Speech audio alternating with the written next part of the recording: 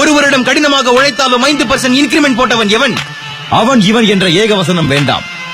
HR-இடம் கேட்டால் அதற்கு தக்க பதில் கூறுவார்கள். அப்படியானால் தங்களை விட மற்றவருக்கு இங்கு அதிகாரமோ? இன்கிரிமெண்ட் போட்டது கணித்துதான் போட்டிருக்கிறார்கள். செய்த வேலையை பொறுத்துதான் இன்கிரிமெண்ட். அதனால் தான் தினந்தோறும் நான் செய்த வேலையிலே நீங்கள் தவறு கண்டீர்களோ?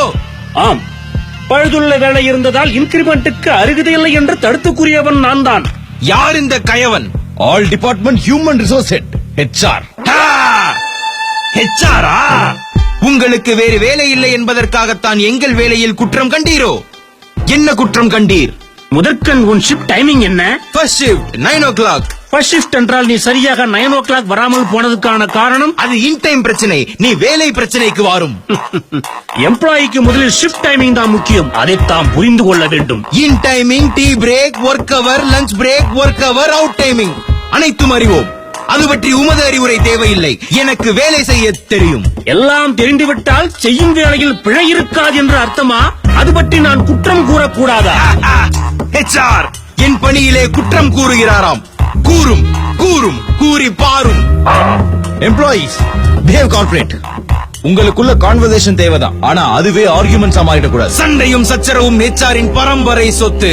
அதை மாற்ற யாராலும் முடியாது. பொறுத்து பாரும். HR அவர்களே, என் பணியில் எங்கு குற்றம் கண்டீர்? கான்டாக்டிலா இல்லை பெர்ஃபார்மன்ஸிலா? பெர்ஃபார்மன்ஸில் குற்றம் இல்லை, இருந்தாலும் அதை சரி செய்து கொள்ளலாம். கான்டாக்டில் தான் குற்றம் இருக்கிறது. என்ன குற்றம்? எங்கே தினம் நீ என்ன செய்கிறாய் சொல்லும்?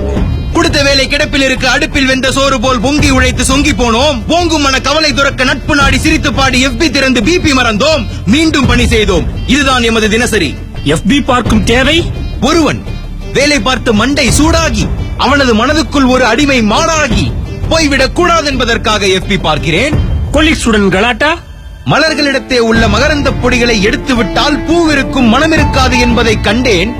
வேலை செய்யும் இடத்தில் சந்தோஷத்தை எடுத்து விட்டால் எங்கே போய் வேலை இருக்கும் என்பதால் கலாட்டா தேவை. இதனால் இந்த மேனேஜ்மெண்ட்டுக்கு தாங்கள் கூறும் முடிவு புரியவில்லை. வேலையிடத்தில் இயற்கையிலேயே சந்தோஷம் இருக்க வேண்டும் என்பதுதான் எமது கருத்து. ஒரு காலம் இருக்க முடியாது. காலை முதல் மாலை வரை வேலை செய்வதினாலும் டைமுக்கு ஒழுங்காக ஆபீஸ் வருவதாலும் தான் பணியிடத்தில் வேலை சரியாக நடக்குமே தவிர FB பார்ப்பதாலும் அரட்டை அடிப்பதாலும் சிரித்து அலப்பறை செய்வதினாலும் ஒரு காலம் இருக்க முடியாது. பெரிய பெரிய போஸ்டில் இருப்பவர்கள் கூட FB பார்ப்பது கிடையாதோ? பேஸ்புக் ஆபீஸில் பணிபுரிவர்களாக இருந்தாலும் கூட ஆபீஸ் வேலை என்று அவர்கள் அக்கௌண்டை ஒரு காலம் ஓபன் செய்யக்கூடாது. கூகுளில் வேலை செய்பவருக்கு 14 லோகத்தில் இருக்கும் எம்ப்ளாயிஸுக்கும் அதே ரூல்ஸ் தான். ஒர்க்கில் நீ செய்வதல்லாமல் உனக்கு உதவுகிறாளே இன்னொரு HR, அவளுக்கும் அதே நிலைதானோ? அவளுக்கு மட்டுமல்ல, நான் அன்றாடம் ரிப்போர்ட் செய்யும் MD, CEO, COO, மேனேஜர் அவர்களுக்கும் அதே விதிப்படிதான். உண்மையாக? உண்மையாக, நிச்சயமாக, நிச்சயமாக. உமது HR பாலிசியின் மீது ஆணையாக, MBA HR மீது ஆணையாக. HR நன்றாக என்னை பார்.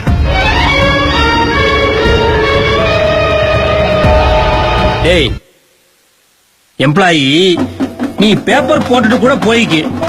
நீ வேற கம்பெனிக்கு போனாலும் கூட அங்கேயும் சரிவராம நீ பேப்பர் போட்ட போதிலும் குற்றம் குற்றமே.